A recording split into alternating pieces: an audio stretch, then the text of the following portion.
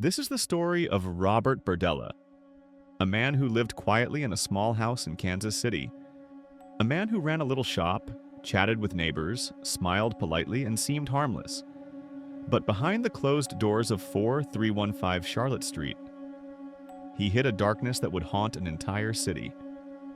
Between 1984 and 1988, young men would disappear, one after another, vanishing without a trace. No bodies, no witnesses, no answers. Until one final escape revealed the truth, and the world learned who he really was.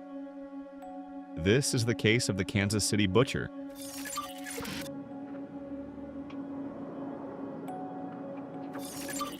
Robert Andrew Berdella Jr. was born in Ohio in 1949.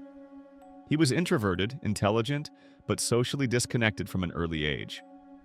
While other kids played sports, he read books, collected odd items, and isolated himself. His father was extremely strict, and Berdella later described his childhood as cold. Growing up, he showed little interest in friends and preferred control, structure, and routine. He eventually moved to Kansas City in the 1970s, where he opened a little shop in the Westport Flea Market. The shop was called Bizarre Bazaar, and it matched his personality.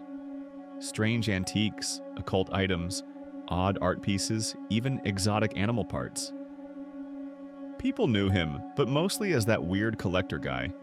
He acted harmless, friendly, even helpful. No one, not a single person, would imagined what he was capable of. Kansas City in the 1980s wasn't a place where people expected serial killers. It wasn't Los Angeles or New York. It was quiet, familiar. And because of that, certain vulnerable young men slipped through the cracks.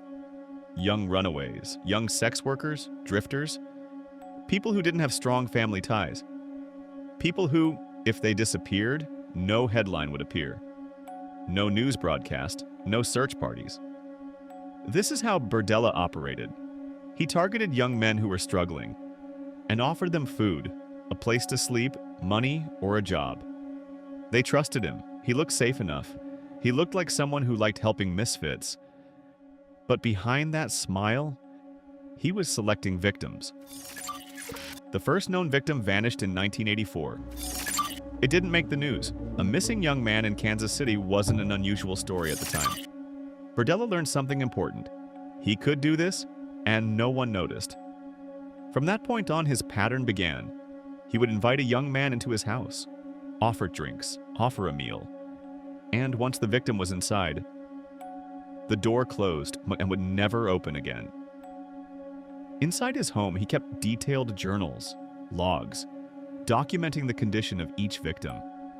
He didn't just abduct them, he controlled them.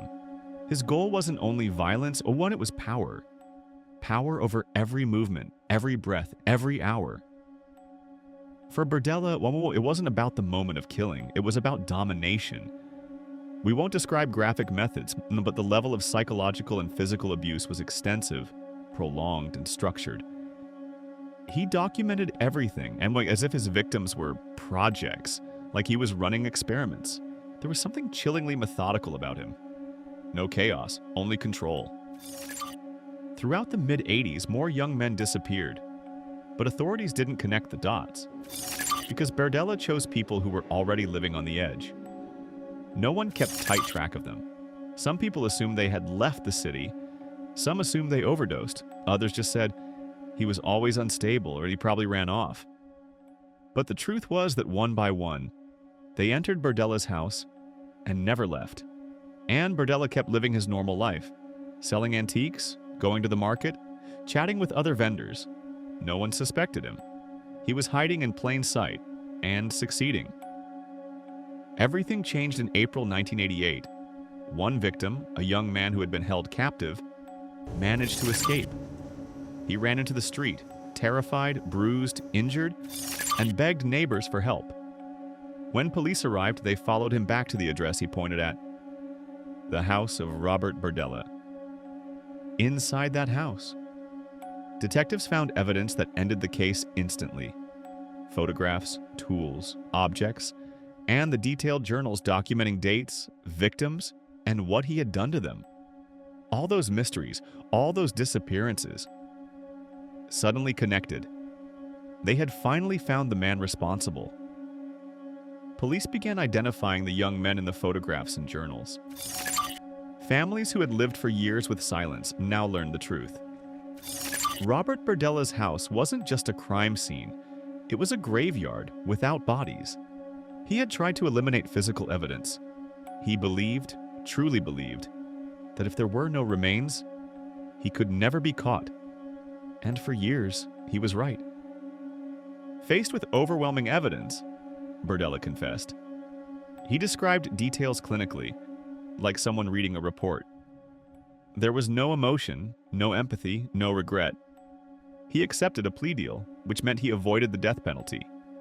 Instead, he received life in prison, multiple life sentences. He would never walk free again. In 1992, just 4 years after his arrest, Berdella died in prison from a heart attack. There was no grand ending, no long old age, no final interviews, just a quiet death behind concrete walls. Some say it was too easy, others were relieved it was over. But the trauma he left behind continued long after. Robert Berdella's case left a mark on Kansas City, not just because of the crimes, but because of how long he got away with them. It forced people to confront a difficult truth. Sometimes the most dangerous people aren't the ones who shout or look violent, but the ones who smile politely, blend in quietly, and go unnoticed. His story is a reminder that evil doesn't always arrive with warning signs. Sometimes it's hidden behind a friendly face, a neighbor, a small shop owner, and an unlocked door.